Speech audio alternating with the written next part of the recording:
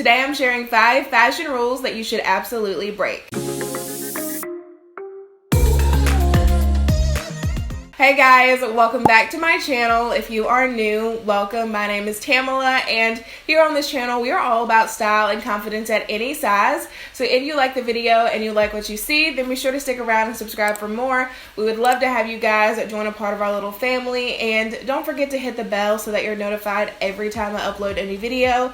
Like I said before, today I'm going to be sharing 5 fashion rules that you should absolutely break. So if y'all are interested in seeing those, then just keep watching. So we're gonna start off with what I feel like is the most basic and most outdated rule, and it is no white after Labor Day. You guys know I say it in nearly all of my videos that I wear white. I absolutely 110% believe in wearing white after Labor Day. This, you know, the fashion rules as they go on, we have to tweak them, we have to change. And I feel like this is a really old and outdated rule, and you can wear white any time of year. As a matter of fact, I think white is perfect in the winter, because in the winter we're wearing more of those like deep jewel tones and things like that. And when you add a little bit of white to that look, like a white jean or a white sweater or whatever the case may be, it just adds like just a new freshness to your look. You can also go with the classic look of an all white outfit. You can never go wrong with like a monochromatic look. You can add a pop of color to it, add a deep tone, whatever the case may be.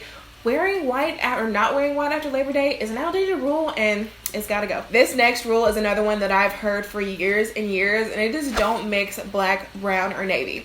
Comment down below if your mom ever told you that. I know my mom and my mama and everybody else done told me that in my life, but I would also like to say it's gotta go. It's an old and outdated rule. My first and what I feel like is the most important argument to this is leopard print.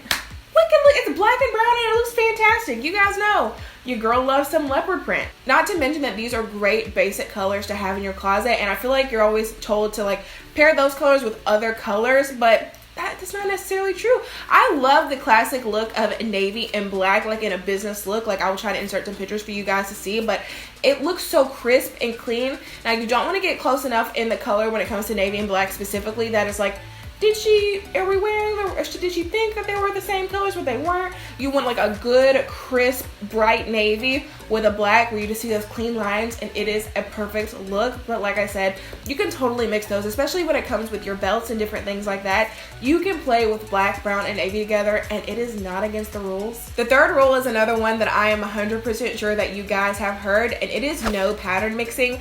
That is absolutely false. You can without a doubt pattern mix, and I went into this a little bit on Instagram, and if you don't follow me there, then you definitely should, because you get to see things like that. I kind of went into how you could do that, and if you guys want to see a video on that, leave a comment down below, because I could definitely do a full in-depth video on pattern mixing. But something that's great to start in pattern mixing is a neutral pattern, which leopard again is another great example of that, because you do have the brown, the black, and the white in it, so it's really easy to pair with other patterns, as well as you can mix the scales with your pattern. So if I have, let's say, like a larger leopard print pattern on the bottom, then I'm gonna wear something a little more small and intricate on the top in terms of pattern. So mix the scales. You don't want to like bold in your face patterns, but you can definitely mix them with the different scales, and it really is not as hard as people make it seem to be, because I'm sure like a lot of the times I won't even realize someone has pattern mix just like walking, you know, like I don't know, in Target or whatever, because it just looks so seamless to me. So you can definitely easily pattern mix. The next rule that you should break is that you shouldn't mix metals. I had a really hard time with this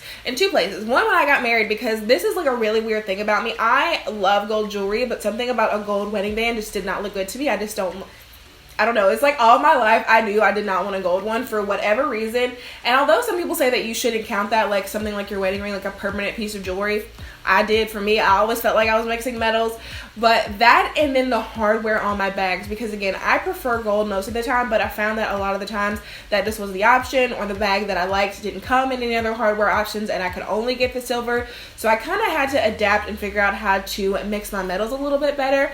And one of the easiest ways to mix metals is have like one anchor piece that has both colors in it. So whether that is your earrings or a bracelet or a necklace, something that has that gold and that silver, whether it be like a more bronze gold or a more gunmetal kind of silver, whatever the colors are, just have a piece that features both. And then a really awesome great way to bring it in together as well is to layer the pieces.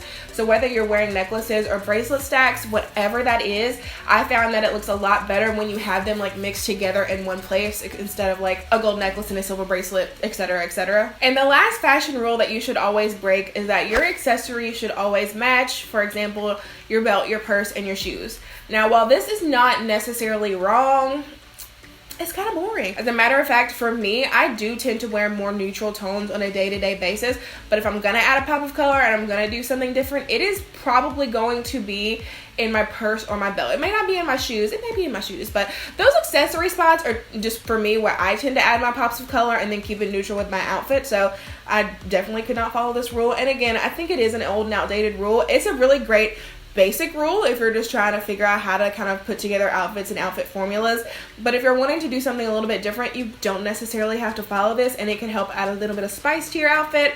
But do whatever feels right. This is the thing about fashion, and I say this all the time, there are no rules. I mean, like, there are rules, but there are no rules. If it makes you look good and it makes you feel good, sis, then wear it. Don't listen to nobody else. If you feel fantastic in it, by all means, wear it. So that is it for the 5 fashion rules that you should break, guys. Thank y'all so much for watching. If there are any fashion rules that you consistently break, I want to hear it down in the comments below.